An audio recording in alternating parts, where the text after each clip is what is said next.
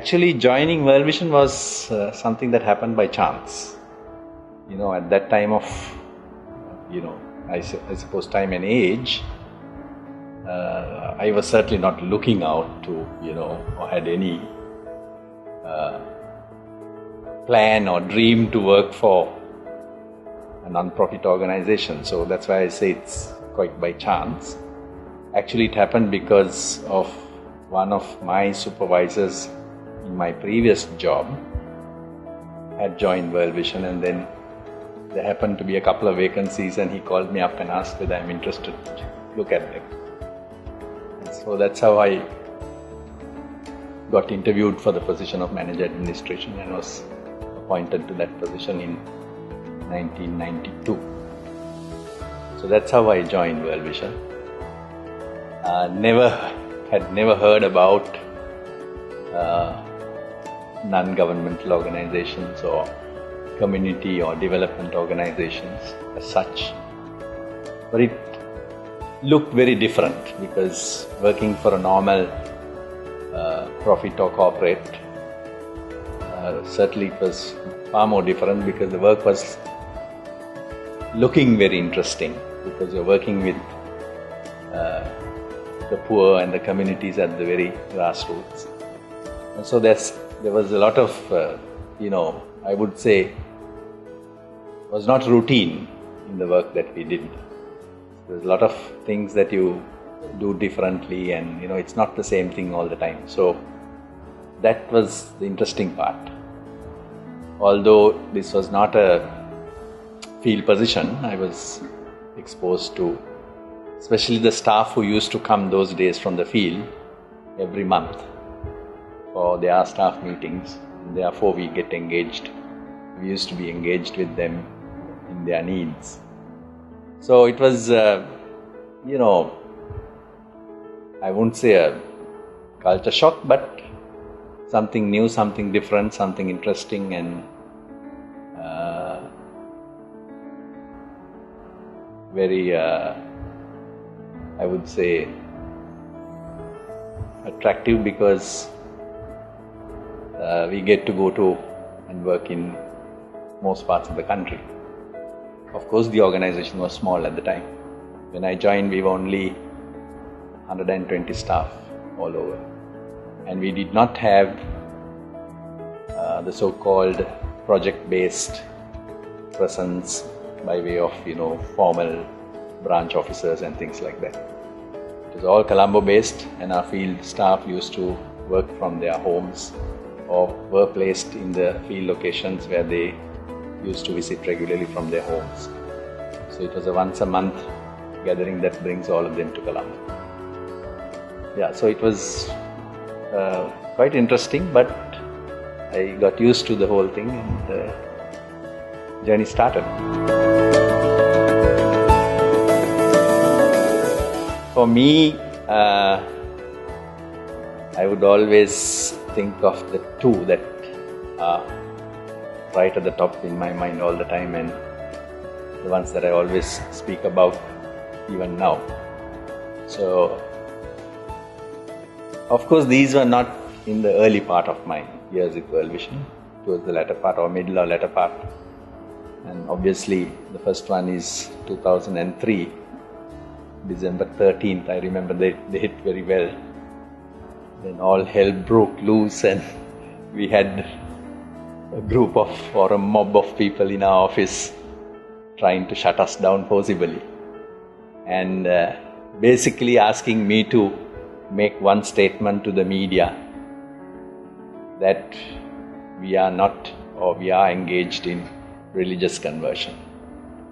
And so this was the group that was led by the Venerable Galagodarthi Gnanasaratera, who even now is quite in the limelight.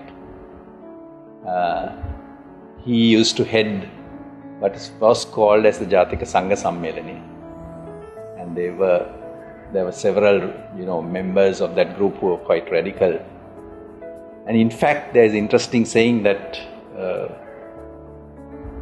because they were aligned with the Sihala Urame at the time,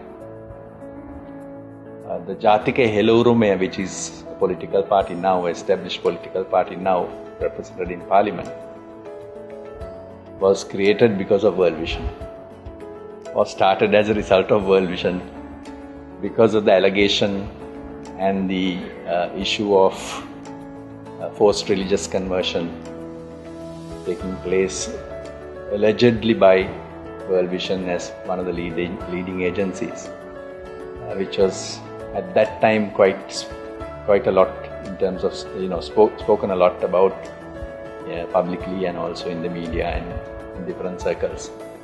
So that was that one particular incident that we were really confronted when this group walked into the office quite definitely unannounced, and put us into the limelight, or in the media limelight. I know later on several people remembered this and used to talk about it, but at the time it really was splashed all over the media. Surprisingly, many didn't know World Vision at the time, but I think we got a lot of got highlighted in the press because of this incident, and I think that started a number of years of scrutiny by these types of groups, and also to some extent by the government as well. So the whole issue of the anti-conversion law started because of this being highlighted. So that is definitely one incident I will always remember, because I remember the date very well. This November 13th, not December 13th, November 13th, I had a personal family event taking place, and therefore I remember it very well on the 13th afternoon. So I was a target for some time, and had to be protected also to some extent, given security and all of that. So that's definitely one incident. The second one is obviously something that related to our work. I mean, it's a consequence of being a relief agency when the tsunami hit us. How can one forget the tsunami? Because this was, I think, we all know that it was one of the worst or the biggest disasters, if not the biggest, to hit any part of the world. Multi-country, and the death and destruction, the numbers obviously made it the biggest. So the tsunami disaster came without any warning, and so it's remembered or recalled for many reasons, I believe. First and foremost, the scale of it. Then I think the very fact that none of us were ready, prepared, and I don't believe even if we were prepared we would have faced it any better. It just exposed not only the organization, I suppose the entire country, of what a disaster can do, a disaster of that scale can do, because you're really looking up to see, really, you really don't know how to respond. So I think as an organization, as I said, we were definitely not prepared, but we had to face the situation. So what started as the initial, emergency response recovery, particularly by our field level people in Batiklo especially, ended up a massive, the biggest response undertaken by Sri Lanka, the Sri Lanka office, which ran into several years. And so there is that whole period, which is also a period full of experiences, both good and bad, but certainly something that we'll remember, that we all remember and will remain in my memory for a long time, or eternally, I would say. The fact that we have survived as an organization even after 30 years speaks a lot and testifies to the resilience and perseverance of the staff. And as part of the global organization, was for the long haul, and I'm sure is for the long haul.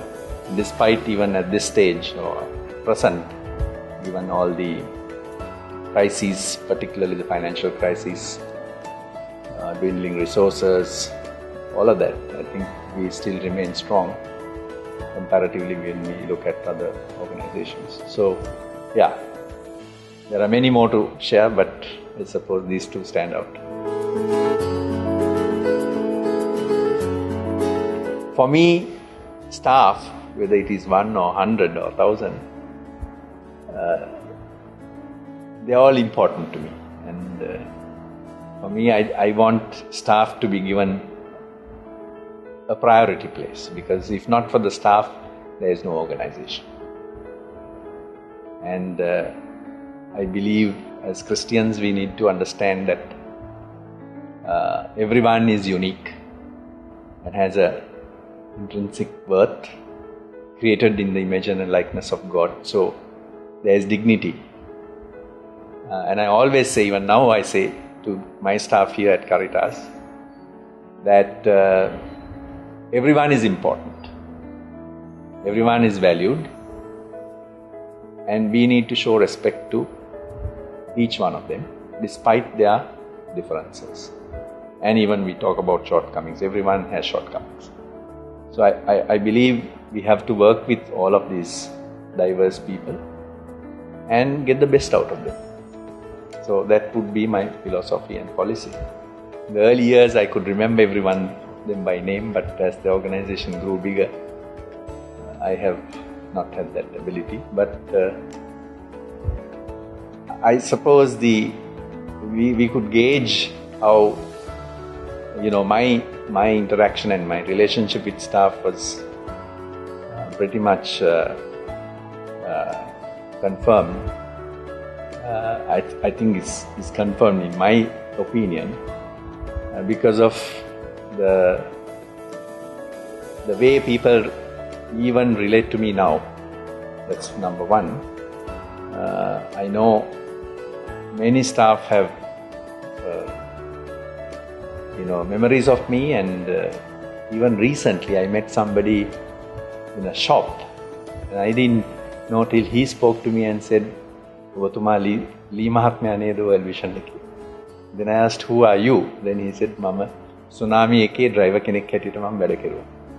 So he was good enough to even carry my what I had shopped for and bring it to my car and put it into my car, and he gave me his contact. So things like that. And also I have stood as